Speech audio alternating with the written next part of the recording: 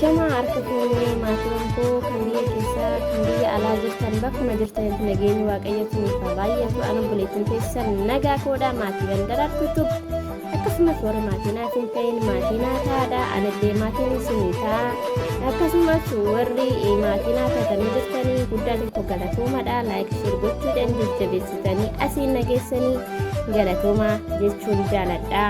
Ingidee daraartumarra maal qabattee dhufte jechuun keessanii yoolu asoosuma jaalalaa kutaa tokkoffaa isinii qabadhee dhufee olumaa naa dubbifnu na duuka bu'aadha. Turtiin keessan anuma wajjini kottaa na duuka bu'aa. Asoosuma jaalalaa kutaa tokkoffaa Jiituu jedhamti dhalatte kan guddatte magaala Adaamati. Jiituun abbaan ishii moosisaa fi armeen ishii obsee irraa bara 1990 ilaalchummaa magaala Adaamatti dhalatte. Abbaan Jiituu moosisaan barnoota digirii tokkoffaa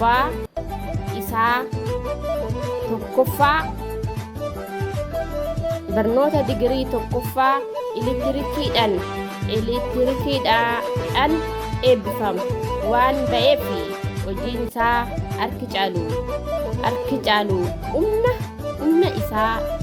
ibsaa diriirsuu irratti dabarsa. Armeen Jiituu obseen immoo hojiin waan hin qabneef waan abbaan Jiituu hojjeteen fiduun jiraatti. Jiituun immoo akkuma umriin ishii ga'een mana barumsaa ganda sadarkaa tokkoffaatti barnoota ishii eegalte. Abbaan Jiituu hojii hojjetu irraa qarshii gahaa waan argatuuf mucayyoo isaa Jiituu qanansiisaadhaan barsiisa. Uffata barumsaa, kophee, qalamaa fi daftara ishii dabalatee waan hunda akka ishii barbaadutti guutaafi. Jiituunis haalli hundi waan mijatee fi jiruu fi barnoota ishii haala addaatiin barachaa jirti.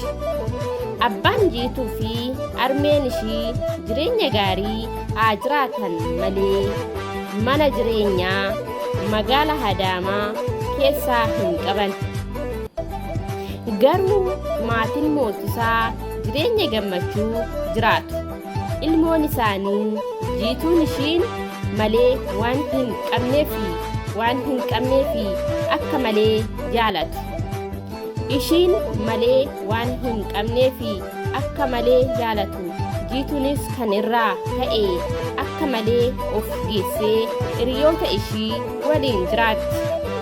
Yeroo mana barnootaa deemtus ta'ee deebitus gammachuu ishii guutuudha.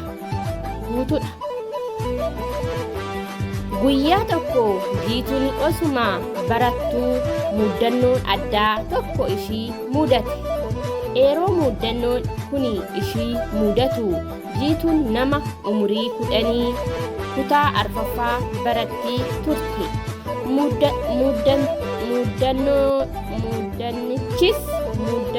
Muddanichis akkas ture.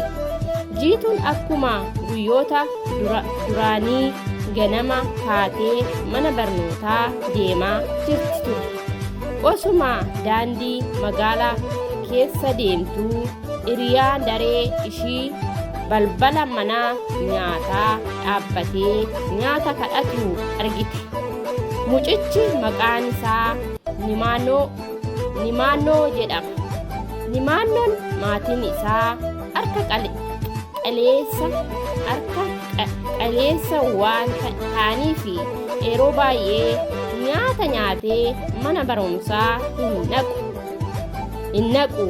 Harka caalu mana nyaataa dhaqee nyaata. Namoota irraa bulee kadhatee nyaata. Jiituunis kana yeroo argitu ni rifatti. Waan ta'eef callistee ilaalte gara mana barumsaa deemte. akkuma achi baateni amma armee ishiitti intutti jajjartee ariitiidhaanii fiiddee galte. Waan argite armee ishiitti odeessuu eegalte. Armeen edaa ani namni hundinuu akkuma keenya waan nyaatu qaba se'e garuu har'a namoonani yeroo kadhatu argee baay'een rifadhee jetteeni. Armeen jiitunis dhala koo namni hundinuu walqixxee miti nutis waan abbaan kee qabnuuf malee silaa yoona akkasuma taana turre amma garuu sababa isaatiifuu homaa yaaddoo hin qabnu jetteen. Jiituunis jecha armee ishii dhaggeeffachaa waan tokko yaaduu eegalte.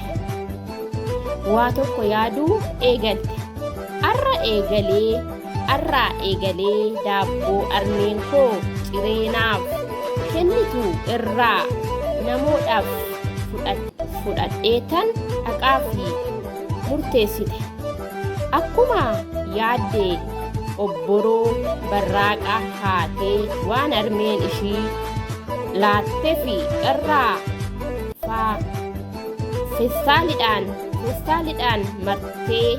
feestaaliidhaan martee boorsaa ishii keessa godhattee kaatee akkuma dhaqxeeni namoona jetteen. Kutaa lammaffaan itti fufaa waan waliin turtaniif guddaa galatoomaa. Baay'een isin jaaladha, baay'een isin kabajaa. Kutaa lammaffaan isaa itti fufaa jechuudha. Ergaa of keessaa qabaa, irraa baradhaadha. Like, share gochuu hin dagatinaadha. Ergaa guddaa of keessaa qaba. Kutaa lammaffaan isaa itti fufaa, asoosuma kutaa tokkoffaa asumatti xumuramaa. Waan waliin turtaniif guddaa galatoomaa. Baay'een isin jaaladha, baay'een isin kabajaa. Like, share gochuu hin dagatinaadha. Viidiyoon koo yoo isinitti tole like, share gochuu hin dagatinaadha. Warroota yuutuuba gurguddaa qabaniin biraan nagaa isiniin jedha. Galatoomaa. Baay'een isin jaaladha. Like, share gochuu hin dagatinaadha. Dogongora koo komentii jedhanaaf kaadha. Turtii gaarii. Bye bye. Isinan jaaladha. Like, share gochuu hin dagatinaa.